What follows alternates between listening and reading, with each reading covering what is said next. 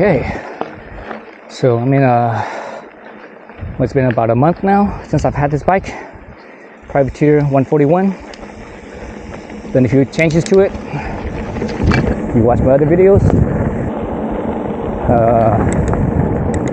the biggest change I did was the handlebars. I'm using some fast flex handlebars. Boy, my wrist hasn't ached since I started using this handlebar. So I have really, have a carpal tunnel in both wrists. So that doesn't help with whatever bar, but this bar has helped. I think the main thing is the angle, the sweep angle. This bar has a 12-degree sweep angle, so most mountain bike bars have about an 8-degree sweep. Now I could have gotten a 8-degree sweep, 12-degree sweep in a different brand, but I was like, I don't want to get 12-degree sweep and end up getting maybe this one. So that means I would have to get 2 bars. So now you splurge to $400 and get this bar. Was it 400 or 350? Just under 400, I think, with tax and everything, tax and shipping and all that stuff. So it's a really expensive handlebar, and it's heavy. It easily weighs twice as much as other bars. And I'm not talking about carbon bars, I'm talking about aluminum bars. It weighs like twice as much as other aluminum bars. So it's pretty heavy. So that's like 3 times the weight of a carbon bar. But no reason to hurt yourself or stay hurt and injured. And if you already have, like me, I have carpal tunnel. You don't want to make the carpal tunnel worse. There's only so much you can take. So be smart about it. Whatever injuries and such, or things that you have that doesn't feel right, fix it, take care of it so it doesn't get worse. And that's the thing with carpal tunnel, is that it doesn't necessarily get better. It just stays the same or it gets worse. So I'm not trying to make it get worse. I'm trying to keep it staying the same or slowing it down. If it gets worse, obviously over time, but slow it down as much as you can. So that's the biggest change that I did with this bike. Other thing was tires. I'm using a Maxxis Recon 2.6 with 120 TPI. So it's a little bit lighter than the 60 TPI.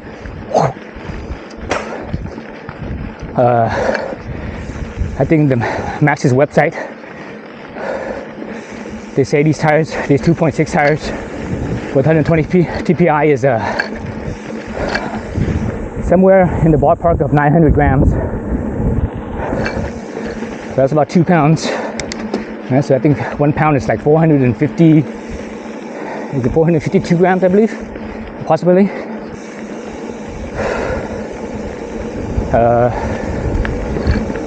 So these tires are wider, obviously. Wider tires give you a little bit more. Wider tires give you a little bit more grip, but also gives you a little bit more cushion. Gives you more grip because it's a bigger footprint. More cushion because obviously it's more balloon. It's fatter, right? Fatter tires.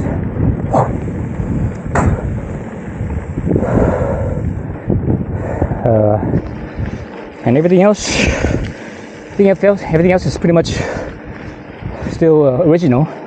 Oh, I did put in the Privateer it's under an umbrella company, and I forget what the name of the umbrella company is. But Hunt wheels, you know, the brand Hunt, they're also in the same company, same umbrella. It's kind of like, you know, SRAM owns, obviously SRAM and RockShox and Zip and all, a bunch of other brands, Avid. So Privateer and Hunt is owned by whichever company, I forget. British company. So the Hunt wheels on this bike came with regular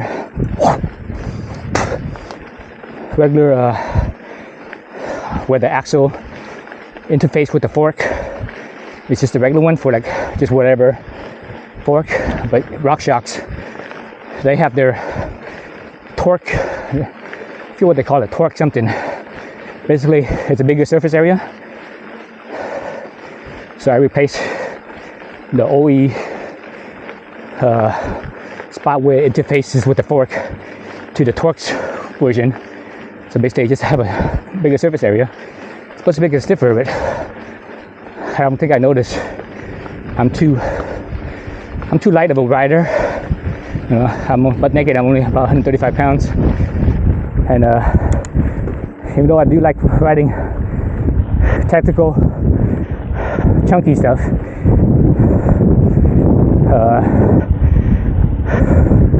up and down, again, I don't think I'm good enough of a rider, and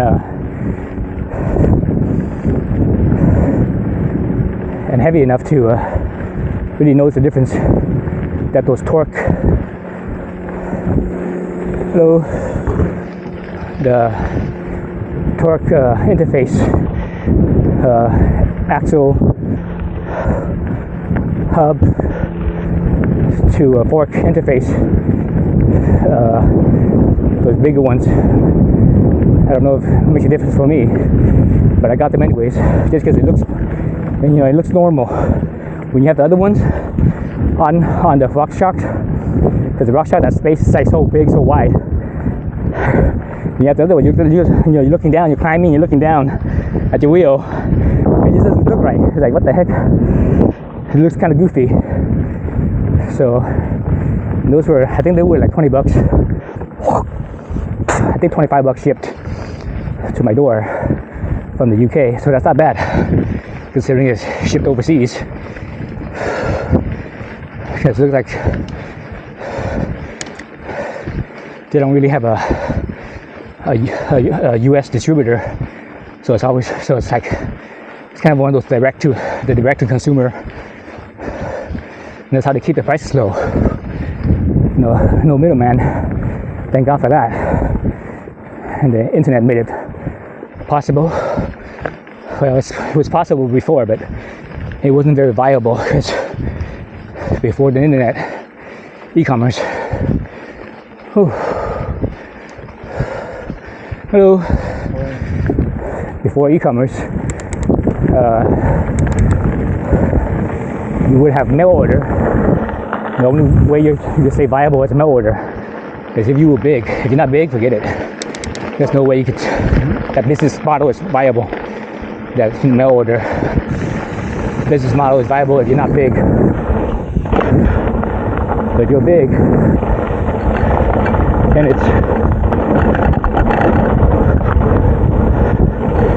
it's viable. But with e-commerce,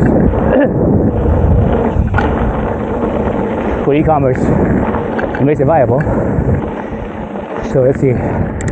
So we got that torque nut, but here's the little interface, axle to hub to fork interface. Let's see what else did I do with this bike. That and the tires, and I mentioned the tires already. So I'm digging these tires. So when you get the Recons, it's not just, and you get different width.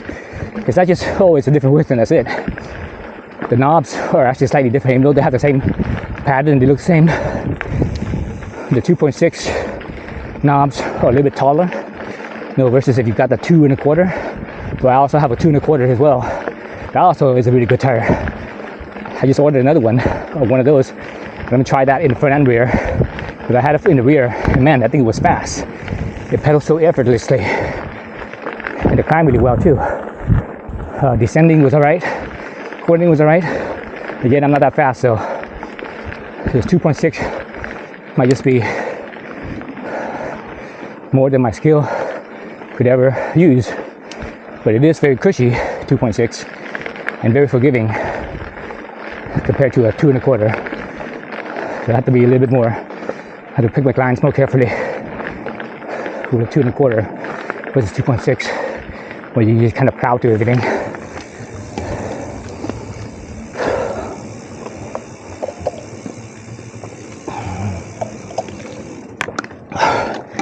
You know, it's kind of like having a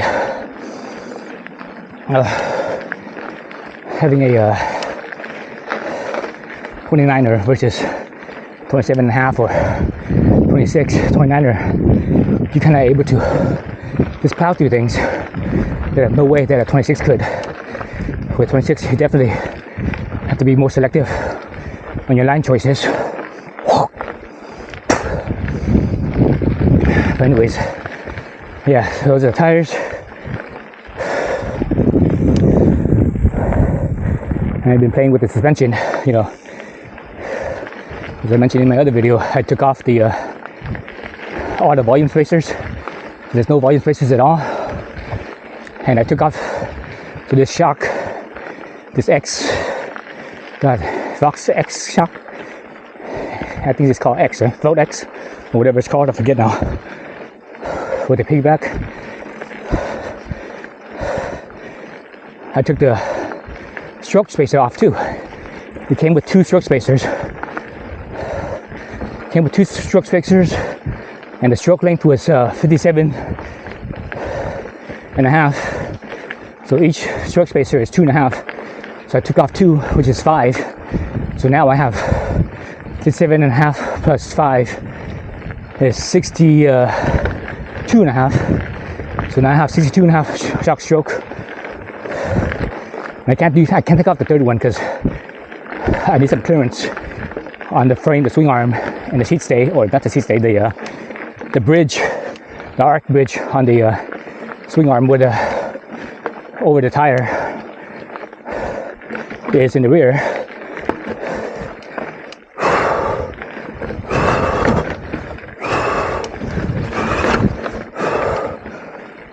Over in the rear, I need some clearance. If I take off that third spacer,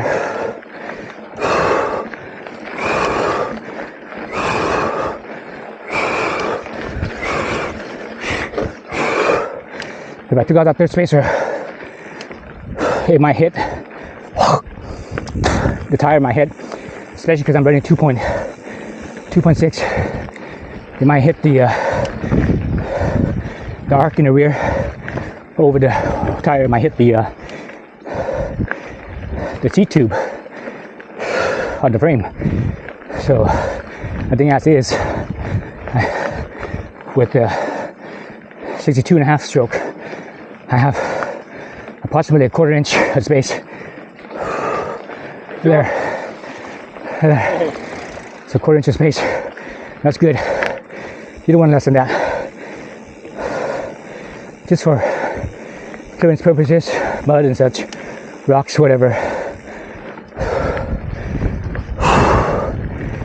So that also means I increase the travel on this bike. So supposedly this bike is with a 57.5 shock stroke. Supposedly it's 141, but when I measured it, it seemed like it was only like 125, 130. But you know, the way I measured it wasn't the most precise. But there's no way I could be off by that much. No, that means I'm off like by if it was 30 to 40, that's 10. 25 to 40, that's 15. So I'm off by half an inch of my measurement? I don't think so. Hello. So that's why I'm kind of suspect on this. When Privateer says it's 141 with 57.5 shock stroke. It seems like when I took off the two spacers, then it became 140-ish, probably 141 with that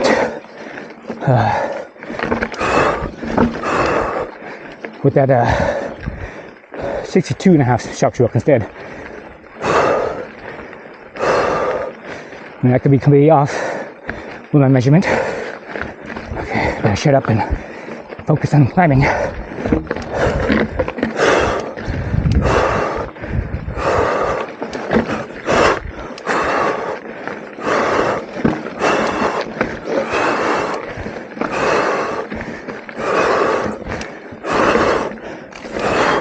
Shit.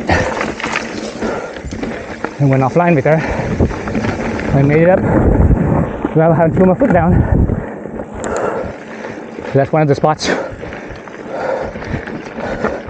When I hit my game, I might have to put my foot down.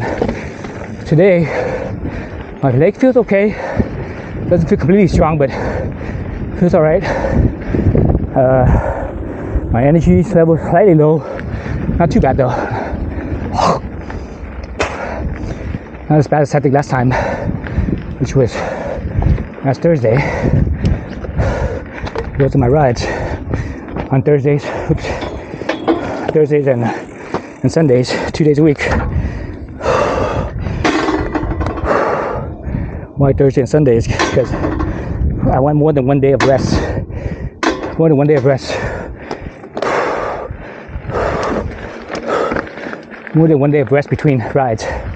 If I go Friday, which would be more ideal, Friday and Sunday, that only means leaving 1 day of rest. I want 2, so that works better.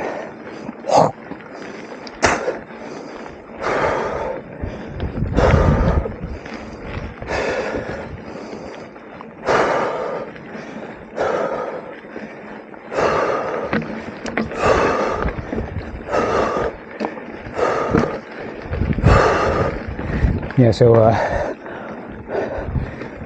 if, let's say privateer is correct in the numbers with a 57.5 with 141, that means I added 5 millimeters of shock stroke. Means I added at least 10 millimeters of travel.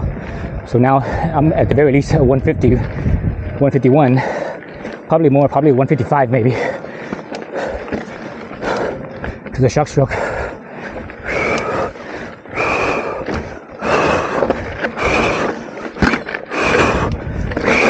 Oh fuck, god damn it.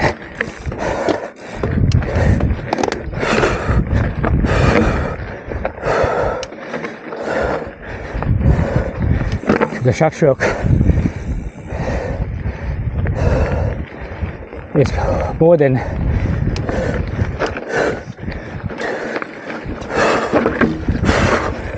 shit, not enough power.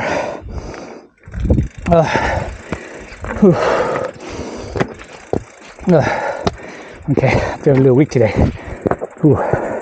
Actually, I'm feeling really dehydrated. I didn't drink any water this morning.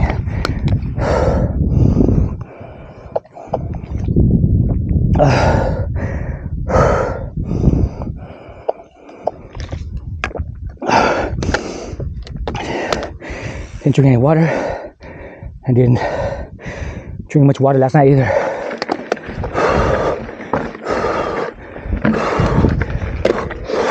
God damn it. Oh. Yeah, concentration is off. I mean, that's dehydration. That's probably why I feel kind of tired too. Shit. Oh man, I feel kind of tired too. I think I'm just dehydrated. Oh.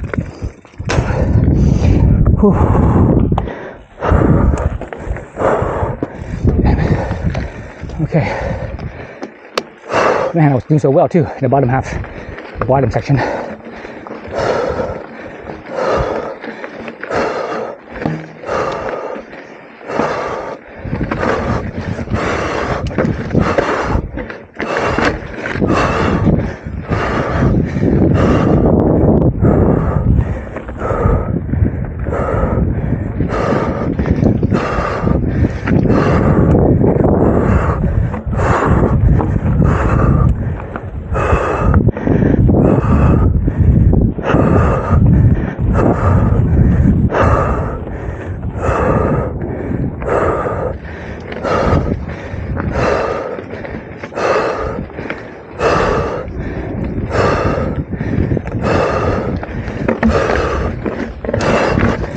God damn it.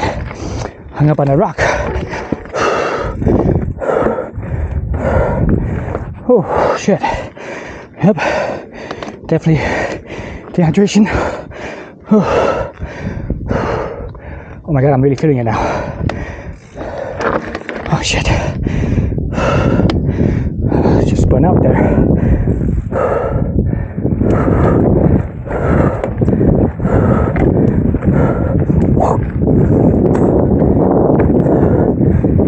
Yeah, the shock stroke to travel ratio on this bike is shit. Fuck. Oh fuck. Man, it's worse that I'm talking too.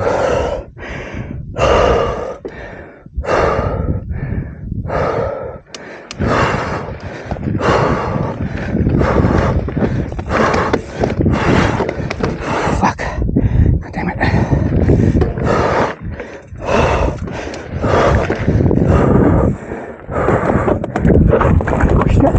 Oh fuck.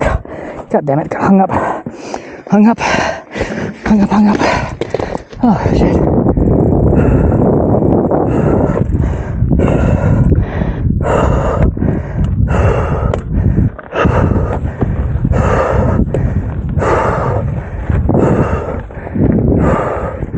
There.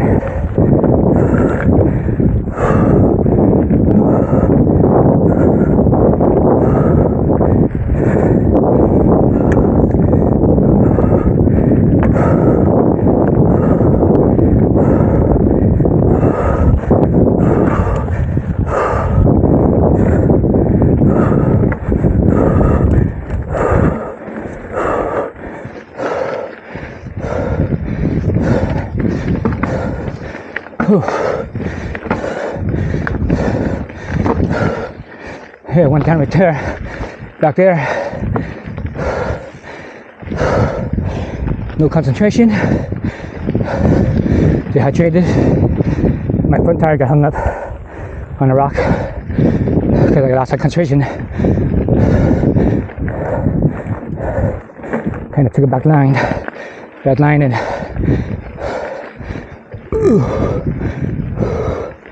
and really out of balance. Actually, I'm actually out of balance. I think that's from dehydration. Fuck, I'm feeling it now. Oh my God.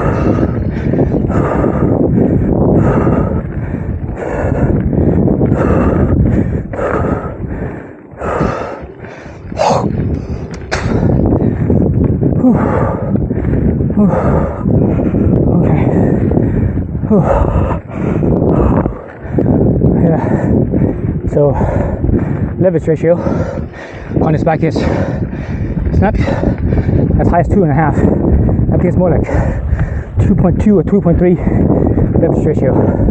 So basically shock stroke to travel. So you multiply that instead of 57.5, do that with 62.5. So 5 millimeters more shock stroke. You double that, that's at least 10 millimeters. And 0.3, that means, let's say 0.3, that means that's another extra for every 10 millimeters. That's an extra 3 millimeters. So I'm looking at probably closer to 155 than 150. Probably 154 maybe, 53, 54.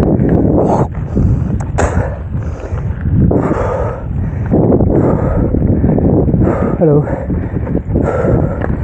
So, yeah, 154. So basically, at least in theory, my rear travel is more than my front, because the front is at, so I have the old Pike. The old Pike is, I think the old Pike is, you have an option between 140, 150, 160. The new Pike is not. The new Pike is 120, 130, 140. So, rock shops change the lyric, or change their lineup around a little bit. I think now the lyric falls into place where the Pike was. So now the new lyric is 140, 150, 160. That's basically what the old Pike was. But they both still have that 35 millimeter stanchion tube. So it's good there, keeps it light. With the longer travel. But yeah, otherwise, besides that, I don't think there's much of a difference between them.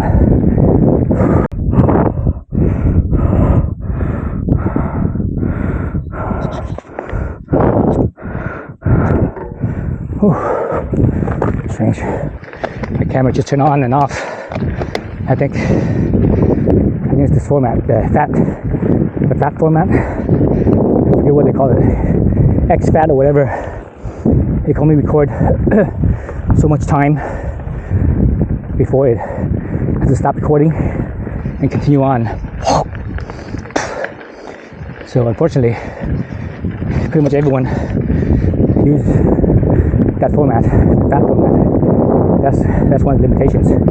That's too bad. They need to come out with a new format so that way you can just keep on recording and not get interrupted and not stop at all until it runs out of memory on your memory card. That would be the best, ideal, or do that or run out of batteries. But anyways,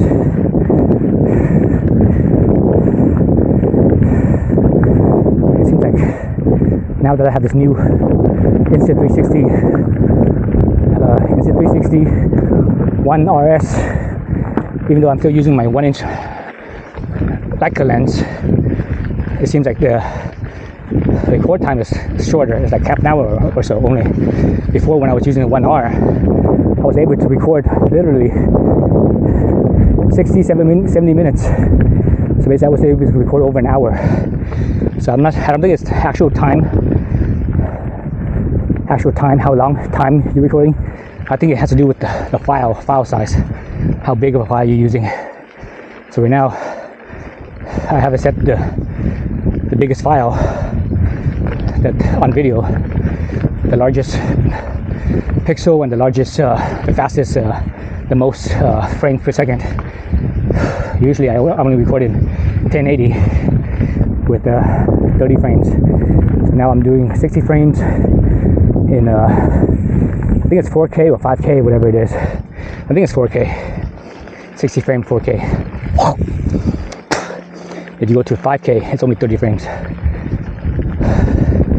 let's see how that goes out. See if it makes any difference. Doesn't seem like it, especially when you upload to YouTube. YouTube will compress it and make changes, and basically it's not, quality is not the same. It's more blurry and more grainy and not as sharp and all that stuff. So anyways, travel now. Assuming that privateer is right. Oh man, my ankle is a little scratched from that fall I had. I can feel it now. Little rash on my ankle. It's like the size of an eighth of an inch around.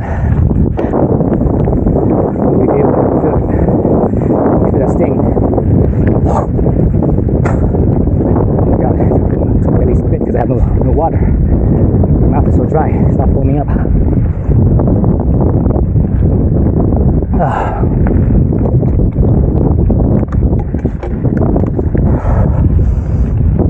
The bad thing about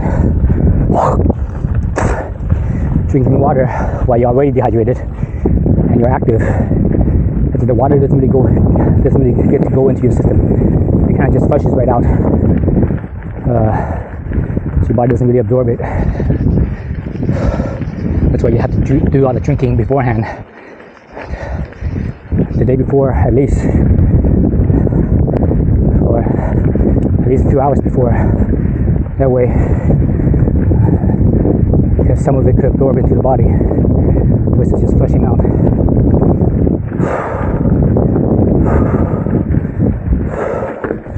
So whatever the case with my travel, I have more now. Whichever it is now, it doesn't really matter. I have about half an inch more travel, basically, approximately 12, 13 millimeters, because half an inch is 12 point, I think it's 12.6 or 12.8 or something like that, somewhere in that range, just shy of 13. So I have about that much travel now, and it's fine. The reality is that I'm not even coming close to using the full travel. I still have like I think that's on both my front and rear, I still have like 1.5 inches of travel left, or close to that.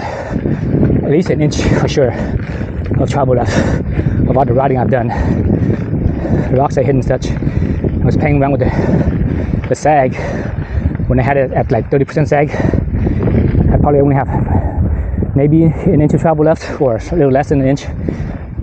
But when I was at 30%, it didn't pedal very good. It felt kind of it was that too far into travel, and it felt kind of unsupported, and also more pedal strike too, right?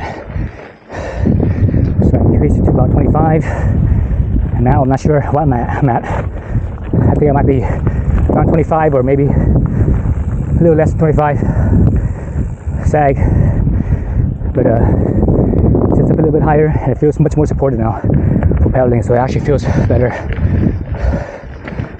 pedaling. So it's going downhill. It doesn't quite feel as plush, I don't think, but there's not much of a difference. I didn't really notice much of a difference downhill. But now that I'm getting my suspension more sorted out, I'm actually riding faster now.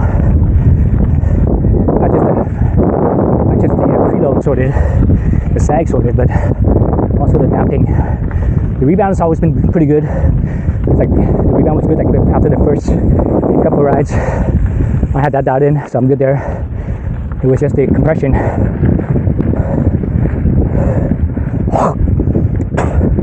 This is the first bike where I had actual compression damping versus just having a lever that locks it out or makes it firmer, but you actually had no control.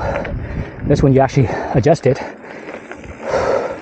Whatever, how many clicks. It actually has different clicks of adjustment. It's the first time, so it's taking a little bit of time to get that honed down and dialed in. But I think I'm pretty close. I'm just shy of fully closed on my slope speed damping to just shy of halfway closed, or closer, I should say, closer to full close. So halfway and go a little bit more close.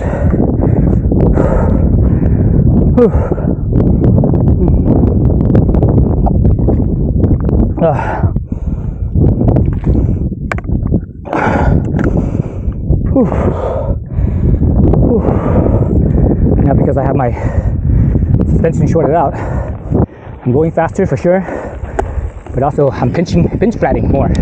First time ever I actually pinch flat the front tire.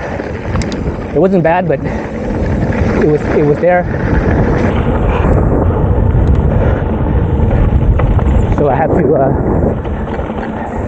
and that happened about a week or so ago, maybe a week and a half. For the past week or so, every time I ride, I check my tire pressure, and the front seemed to be like losing pressure more than the back. So I was like, I just didn't think nothing of it, because it was still holding decent for having a few days pass by. I mean, it probably, after like a couple days, it probably went down at least 5 psi, if not more, maybe even as much as 10, but that's over a couple days versus a couple hours. So I didn't bother looking at it until before this ride. I checked and I had a pinch flat on the rim side, not the thread side. The thread side, where the pinch flat happened, was actually right on the knob. So that's why it didn't cut the tread. It was right on the knob. If it was in the void spot where there was no knob, that probably would have possibly got cut too. I would have had to plug up both sides.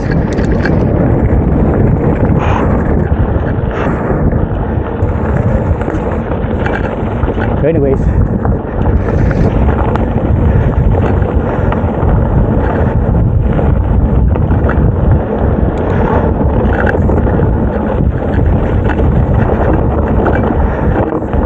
so for the first time ever, pinch flat the front tire.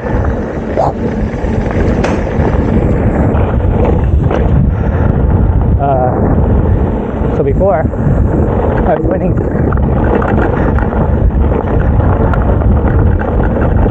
about 21 in the front, 20 to 21 in the front, 24, 25 in the back. But I actually increased that to about 21, 22 in the front, and 25, 26 in the back. And see what happens. Actually, with the camera on and me talking, I'm not really focused, so I'm not going very fast. The last couple of rides I did go faster. That's where I got my pinch flats. The last couple of rides.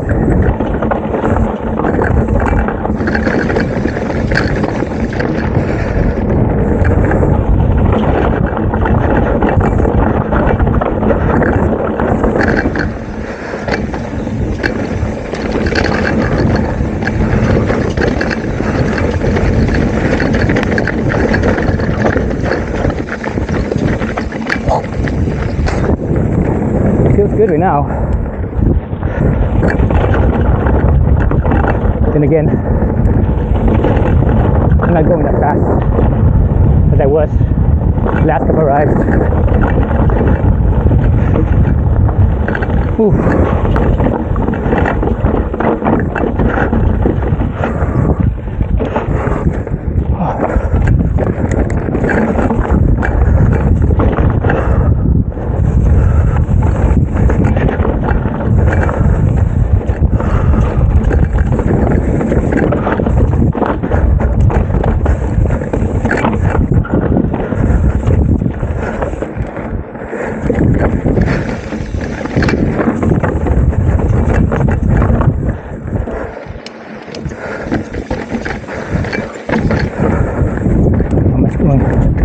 Much slower now than I did the last couple of rides.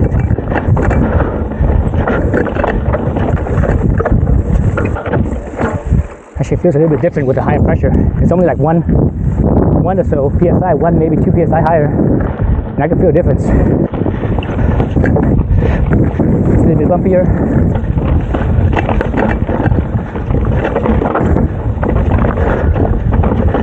little bit less forgiving. Feels like it's a little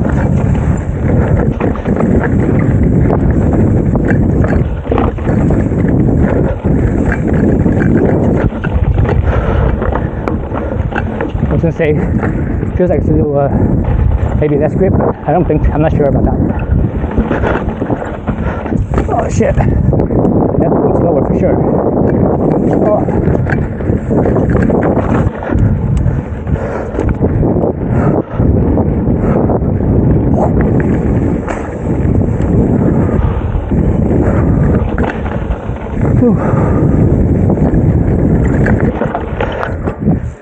Oh. Oh man.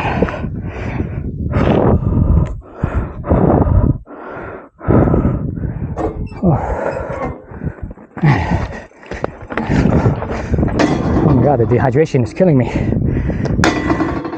Shit, that's like worse than. Man, I don't feel good at all. Too dehydrated. Borderline feeling lightheaded. You're too dehydrated. It also causes you to get lightheaded as well when you exert yourself. So I'm borderline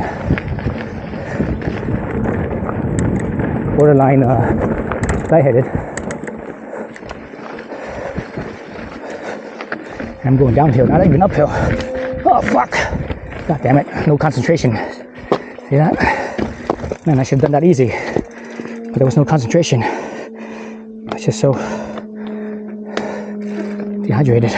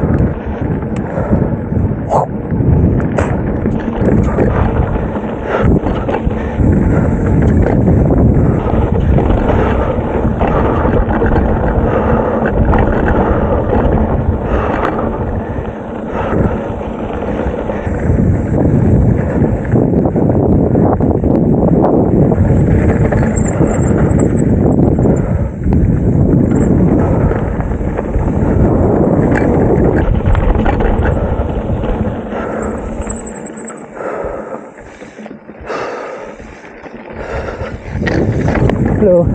Thank you.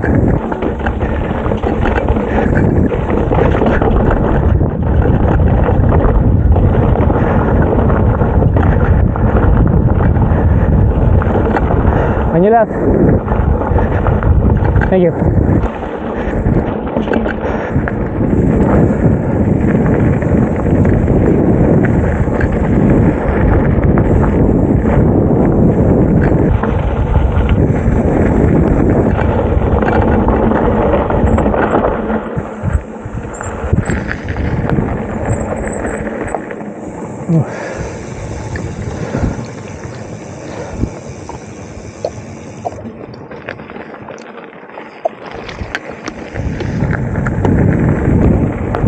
See, that's the main thing that's messing me up right now. It's my dehydration. I thought it was other things like maybe low energy or my legs weren't feeling strong or whatever, but I think it's actually, it all comes down to the dehydration.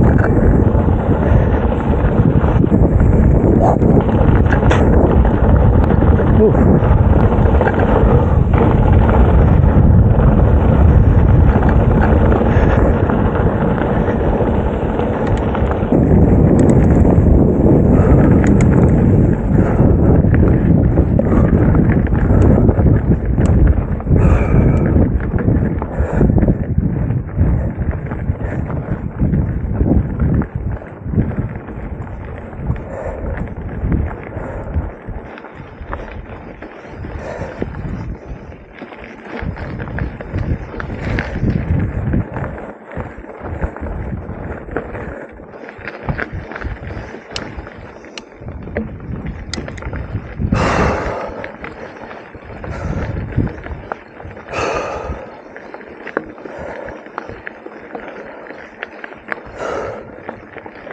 Oh my God. Whew. So these handlebars, they're a little bit taller than the OE handlebars. I think the OE handlebars are only like 20 or 25 millimeters rise. These ones, I believe, are 35 millimeters. But also the stem has a 6 millimeter rise as well. So that makes it like 40 millimeters total or so. So that's like, an inch and a half, maybe a little over an inch and a half.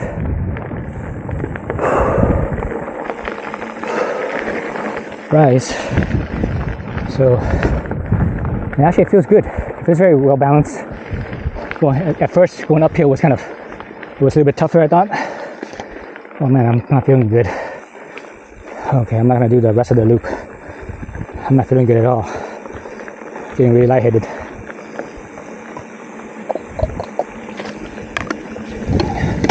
Man, I should have known better. I knew I was riding today, but I didn't drink any water this morning. I didn't drink much water last night either.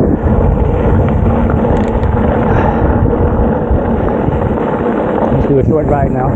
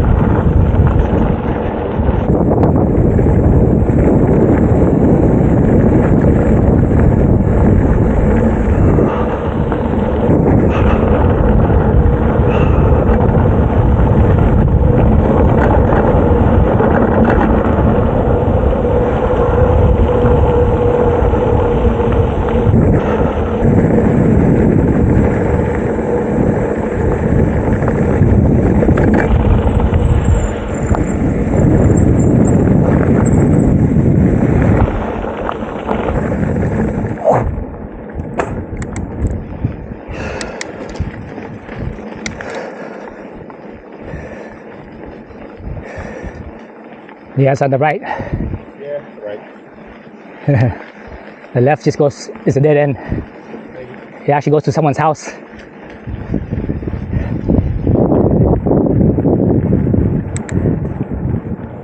Ooh.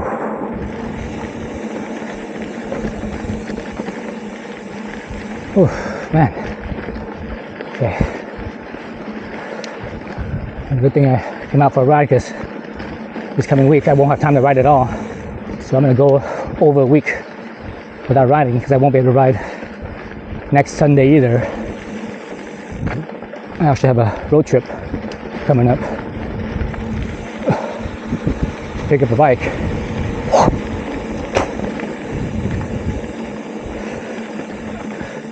Hey. Oh, nice little drop there.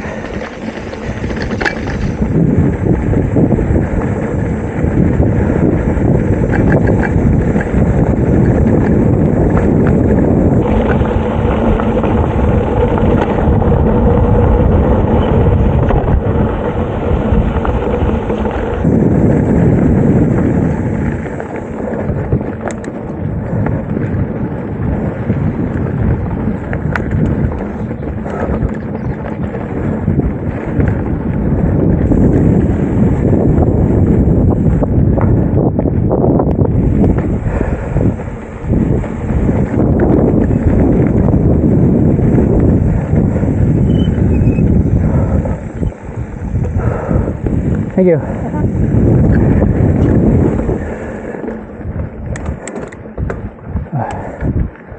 She didn't have to pull over. She could just stayed on the right side and I would have passed her on the left.